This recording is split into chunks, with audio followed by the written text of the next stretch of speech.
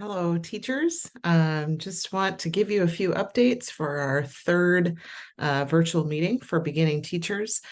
This is really all about the setup and kind of the background work for my first visit, whether you choose to do that in person or if you choose to have me send my swivel unit that I have available, and it hooks up to a phone or an iPad. And then there's a tracking, if you've never used these before, there's a tracking thing that you would wear. There's also a microphone for students. And so as you move around the room, the camera will follow you. So that's an option, or I can come in person, and either one is available to you. So it's just a matter of you choosing that. So our focus for this month is what it means to be a professional learner and how professional learning differs from being a student.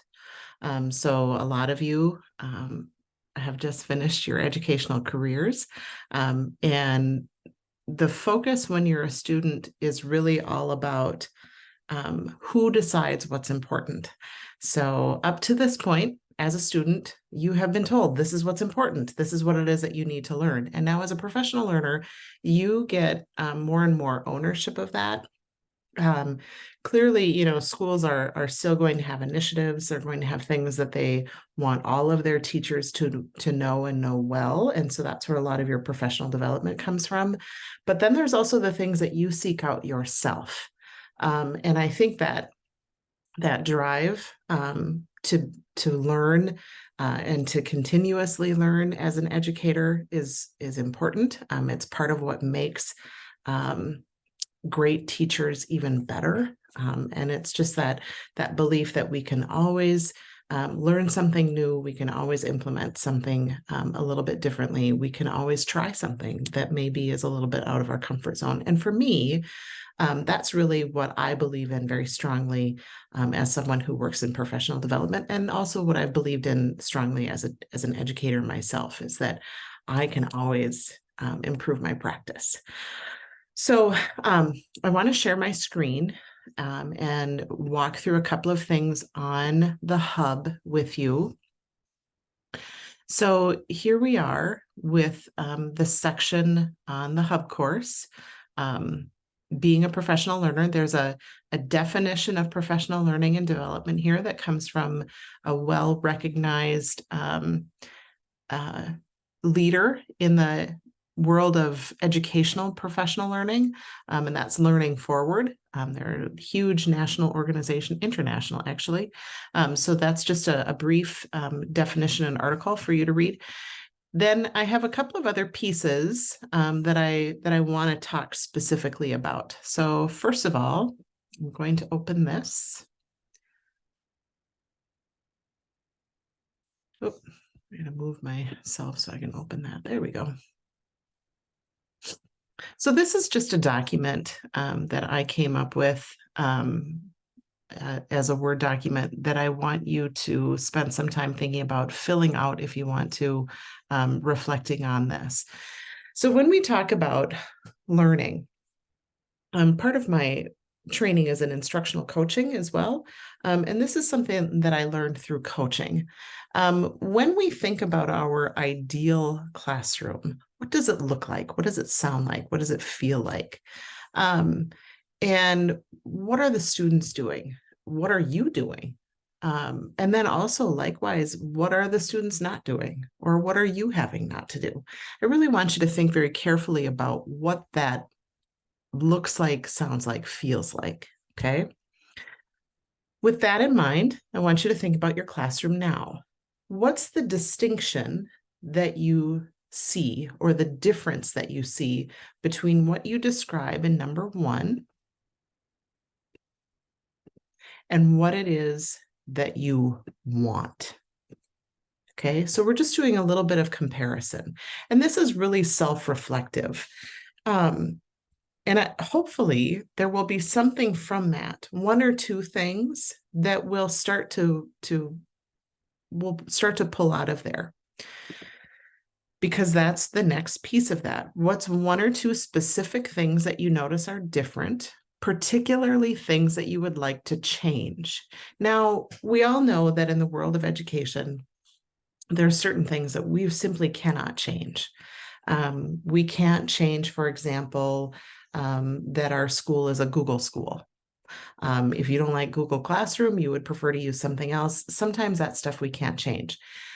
We can't change, some things about, maybe we don't like the prescribed textbook that we're using or the curriculum that we're given. In some ways we can't really change that, and in some ways too, if you're in an elementary classroom in particular, and you don't want to teach that can spell problems for your students later on. So there's some things that we can't change, but there are a lot of things that we can. And if you're noticing, like, maybe your kids aren't responding to the curriculum the way that you want to, so what's something that you can do in order to build that capacity for them?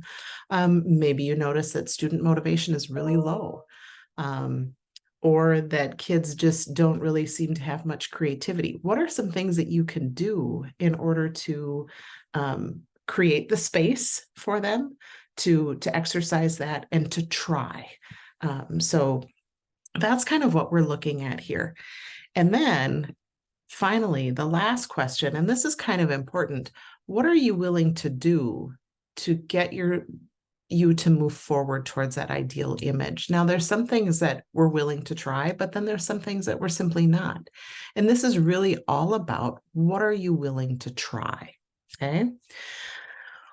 This document, this identifying a target, is then what we will use. I would like to have a one-on-one meeting with each of you. I'm going to stop sharing for just a moment.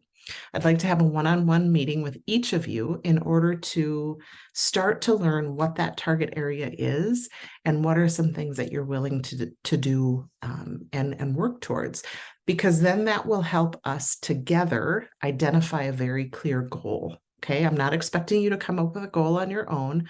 I'm just wanting you to do the background work that then we can move you towards that. Okay, so that's the next piece. The next thing on the hub, oops, actually I want to go there. Signing up for a one-on-one meeting. And those I have starting as early as tomorrow and continuing through next week. Some days I have the earliest time is 7:30 or 7:45. I know some of you are coaching and you need to get that out of the way as quickly as possible. And then some days I think I have them as late as 5. I could even go later than that if I needed to, but some days I do have commitments after the school day or the work day is over. So I kind of left those off. And then I also have times throughout the day. I know you guys are busy, but I never know about prep times, or, elementary teachers, if you have, music time or FIED or something, and we can squeeze in one of those meetings, that would be great. I've set it for 30 minutes. I think if you have a clear idea of what it is that you want to do, it won't take us that long. Okay. So that is a document here. I'll just open that so you can see it too. And I have just created this as a Google Doc, so you should be able to access it pretty easily. I even have 7:15. Well, look at me go. So that will work for us. Okay. And we already have people in there. Awesome. Wahoo. I hadn't looked at that yet. That's great. So thank you so much for doing that. Finally, there's the last piece is a little survey that I've created, so I can get some information from you about what it is that you want to do for the first visit. If you want in-person or virtual, which class you'd like me to observe and provide feedback on. And even, in elementary, I want to know, like, do you want me to come and watch something in math? Do you want me to come and give you some feedback on a language arts lesson? What is it that you want me to take a look at? Maybe your kiddos really struggle with doing something creative, and you want me to come and watch you ask them to make something, create something. And so, maybe want to think a little bit about that. High school, junior high, if there is something that's specific to a section and you want me to watch that particular section, I can usually make that work. I do teach, as you all know, from 8:30 until about 9:20, but my schedule is somewhat flexible too. So if I need to come to you during that time, early in the morning, I can certainly do that. So just think about what it is that which class it is that you want, and then what it is that you want feedback on. And that will maybe come more from our one-on-one meeting. Once you know what the goal is, that might be a little bit more clear cut. If you want to select a specific day, like you know that you're teaching a lesson that day that's going to potentially cause some issues or introduce something, and the way in which you've introduced things in the past hasn't gone well, and you know that that's going to happen on this day, you can say that. If you're super flexible, there's that option too. Now, I also know that some days of the week are better than others. Elementary people, I know that sometimes all of your specials get loaded up on one day, and so that's a terrible day for you. Likewise, high school teachers, sometimes we know that Mondays, or Fridays, classes are gone. And so that just doesn't work. And kind of looking at your schedule going out into December, you should be able to make some decisions on that. That's basically what I need from you for this next chunk of time. After this, kind of a preview of coming attractions, if you will, I'll be doing the visits from the week after Thanksgiving, so November 27th until December 15th. That's kind of my window to get these in. If for some reason that doesn't work, we can extend into January. I think I want to try to avoid that week before Christmas. It's chaotic enough anyway. And I have some things that I need to do in that week before Christmas. So that might not work as well. Once January hits, though, we start up with new semesters, a lot of you. We have our NCEC PD Day in the middle of January for some of your schools. So there's just a lot that goes on. So if I can avoid that, I would like to. Excuse me. Speaking of NCEC PD Day, those schools that are attending that's on January 15th here in Rugby, and we have hosted that for many years. It's always a great opportunity to do some networking, to make some selections about sessions that it is that you want to go see. We do have a national speaker coming, and her name just fell out of my head. I should know what it is, and I can't think of it. Anyway, one of the things that we will do, though, is we'll have a panel or we'll have a beginning teacher discussion, and I'll just facilitate that a little bit.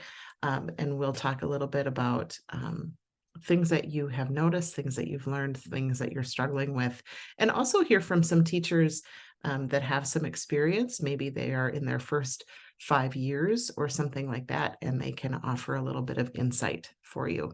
Okay. But we'll have a little bit of time together on that day. So that's it for this particular meeting. A few things for you guys to do, and then I'll look forward to meeting with you one-on-one.